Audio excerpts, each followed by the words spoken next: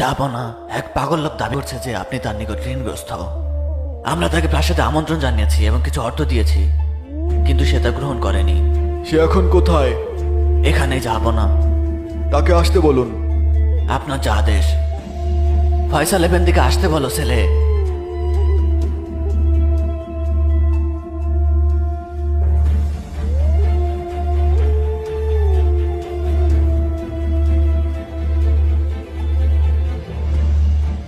বলুন এফেন্দি, আপনি কি বলতে চান?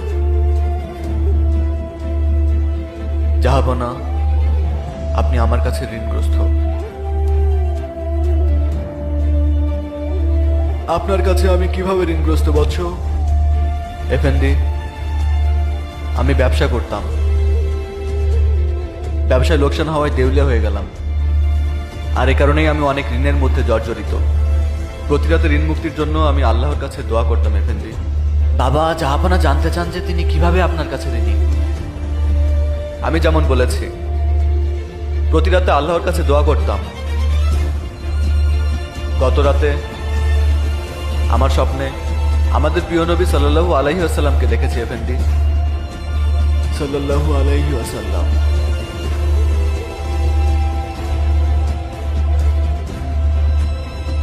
তিনি আমাকে বলেছিলেন, আমার হামিদকে বলো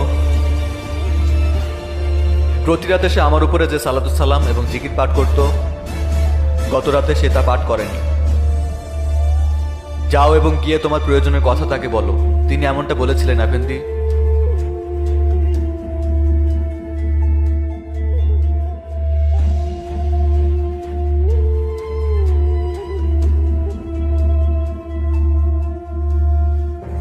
তিনি কি বলেছিলেন? কি বলেছিলেন?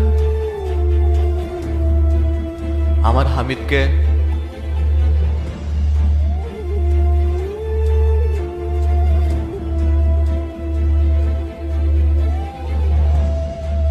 এগুলো নিন।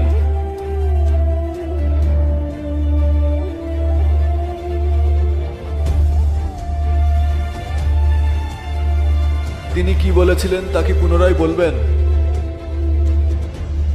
আমার হামিদ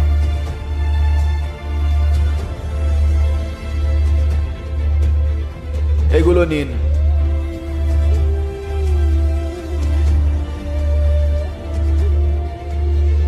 আরো একবার বলুন তিনি কি বলেছিলেন।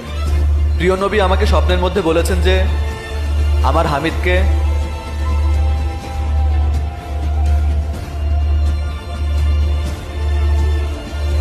এটাও নিন।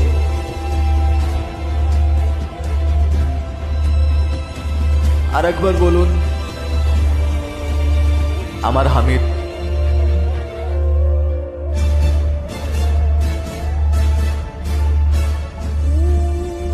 এটাও নিন। বাবা, এ পরিমাণ কি আপনার জন্য যথেষ্ট নয়? যথেষ্ট পাশা, আমি তৎক্ষণাৎ আমার ঋণ পরিশোধ করব।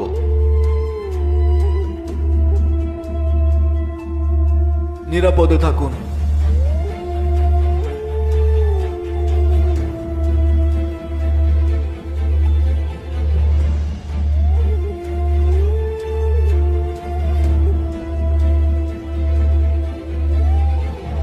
জাহাপনা,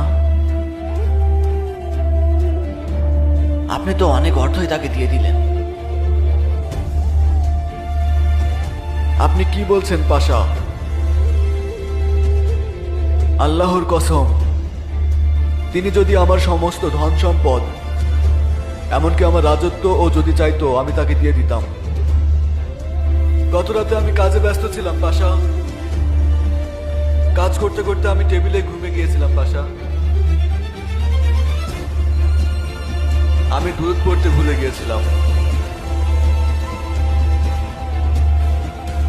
ভুল হয়ে গেছে পাশা, আল্লাহ আমাকে ক্ষমা করুন।